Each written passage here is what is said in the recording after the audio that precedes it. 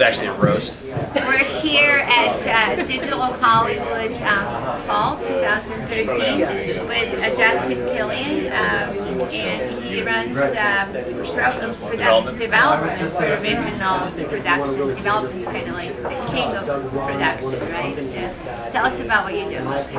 So what I do is I oversee all the development for original productions, executive produce a number of shows for a number of networks, everything from Deadliest Catch and Ice Road Truckers to Axemen and Storage Wars, mostly shows for Discovery, A&E, History, National Geographic, some projects for AMC, TBS. We're really trying to diversify and get on the new networks. It's been going actually really well this past year. So when you are developing your slate for this marketplace, what are some of the main key targets that you're actually trying to, target audiences, content formats that you're experimenting with, what works, what doesn't work? Sure. I mean, we're certainly known for doing a lot of docu-soaps, shows that just kind of, follow specific people doing a specific thing. You look at Deadliest Catch is obviously about crab fishermen in Alaska, but at the same time, Storage Wars really is a format. Even though we're looking at people who go and sell storage or buy and sell storage units for a living, at the end of the day, there's a format to that show. So really what we're looking for is formatable, repeatable projects that are people doing an authentic thing in a real world.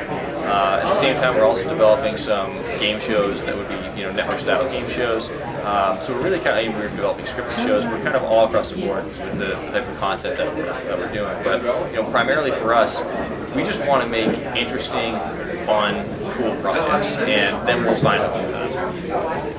So Storage Wars is clearly very fun and interesting. It's kind of like a treasure hunt in essence.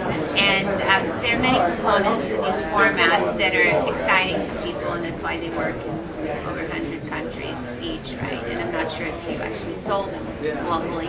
But do you ever look at transmedia components of this development process, and how much does that play into it?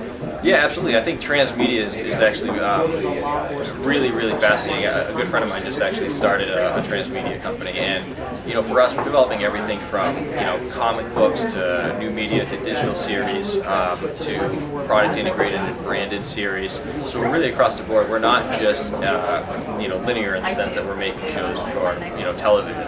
We're really making projects and content across the board, and we've been doing it actually for quite some time.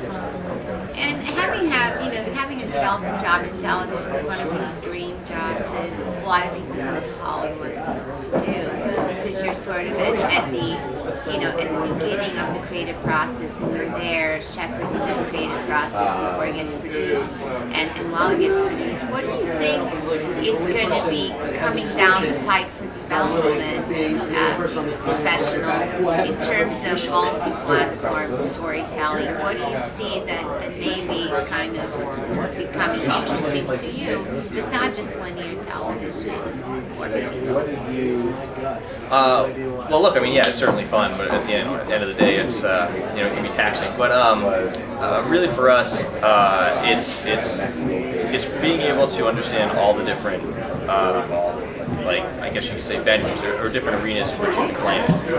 Everything like we were just talking about, from graphic novels and comic books all the way down to your second screen platforms. Really, we have to be thinking across the board. We have to be developing across the board, because everything's changing so quickly that you can't just be a person who sells non-scripted programming or scripted programming or feature films or any other type of television or film. You really need to be someone who, whether it's you're finding a way to do crowdsourcing, or you're finding a way to get a brand involved and get the money for the project that you really want to make. You can't just live in one world. You really need to be working and understanding all of the different platforms. And in terms of reality, do you see that being one of the major trends in traditional television going forward, or do you think that's sort of being replaced with some more scripted formats? I think non-scripted television will always be placed. It's existed for a really long time. I don't think it's really going anywhere for a number of reasons. But at the same time, there's some great scripted shows on the air right now. 5 years ago, we looked at scripted television. I don't think people will necessarily say the same thing. And I think it's ebbs and flows, and fortunately we're working on stuff as well, so it's good for us as well. It doesn't really matter if it's more unscripted original productions, but at the same time, I really think it's going to continue to be popular. People just want great stories, and sometimes the best stories are told from people with actual, real, and sometimes those great stories are told from creative fictional characters in fantastic situations. And thank you for sharing that with our audience, and I'm sure they will be viewing a lot of your great stories now in the future. Very great, really good. Thank you. Pleasure to meet you. Pleasure meeting you. Thank you. See you guys. Take care. Where is my next victim? Go ahead. Okay. All right, thanks. Brian, you're after this down. I think you're next, right? And then Brian. Hi. No, let's